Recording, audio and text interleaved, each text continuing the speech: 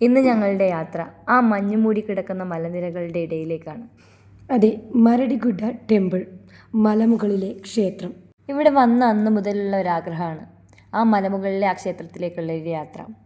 എന്തായാലും new year ആയതുകൊണ്ടും 2026 വലിയ കാര്യങ്ങളൊന്നും ചെയ്യാനില്ലാത്തതുകൊണ്ടും ഞങ്ങളുടെ സാരഥിയായ അംബികയ്ക്ക് തൽക്കാലം ചെറിയൊരു വിശ്രമം ആവശ്യമുള്ളതുകൊണ്ട് പുതിയ സാരഥികളെയും കൂട്ടി ഞങ്ങളതാ മലമുകളിലെ അമ്പലത്തിലേക്ക്. വണ്ടി പോകാനുള്ള വഴി ഉണ്ടായിരുന്നിട്ടും ഒരാവേശത്തിന് എല്ലാവരും കൂടി എടുത്ത തീരുമാനമായിരുന്നു മലമുകളിലേക്ക് സ്റ്റെപ്പ് കയറി പോകാമെന്നുള്ളത്. പക്ഷേ അവസാനം എന്ത് സംഭവിച്ചെന്ന് വെച്ചാൽ, ഇത് കയറിയാലും തീരാത്ത പടി. എനിക്ക് തോന്നുന്നു 101 പടികളാണ് ഉള്ളത്. പോകും തോറും പടികളുടെ എണ്ണം കൂടുന്നതല്ലാതെ സ്ഥലത്തേക്ക് ഞങ്ങൾ എത്തിയിട്ടില്ല. ചുറ്റും ഏറ്റവും ബ്യൂട്ടിഫുൾ ആയിട്ടുള്ള വ്യൂ ആണ്.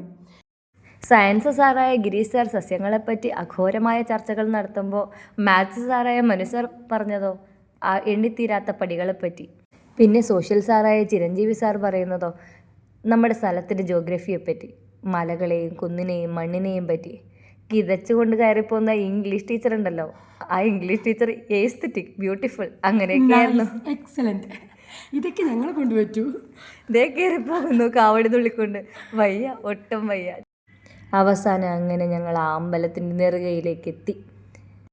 ശരിക്കും പറഞ്ഞാൽ കേരളത്തിലെ ദൈവങ്ങളെ പോലെ നമുക്ക് രൂപം കണ്ടൊന്നും ഇവിടുത്തെ ദൈവങ്ങളെ തിരിച്ചറിയാൻ പറ്റില്ല.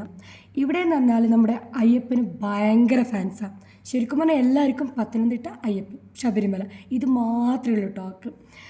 അവിടെ റെസ്ട്രിക്റ്റഡ് ഏരിയ എന്നാണ് അപ്പോഴത്തെ അറിയാണ്ടൊരു വീഡിയോ ഞാൻ എടുത്തു. ഇനി നമ്മൾ കാണാൻ പോകുന്നത് മലമുകളിൽ നിന്ന് ഭൂമിയിലേക്കുള്ള വ്യൂ. ഇത് ചിരിച്ചുകൊണ്ട് പോകുന്നത് ചിരഞ്ജീവി സാർ.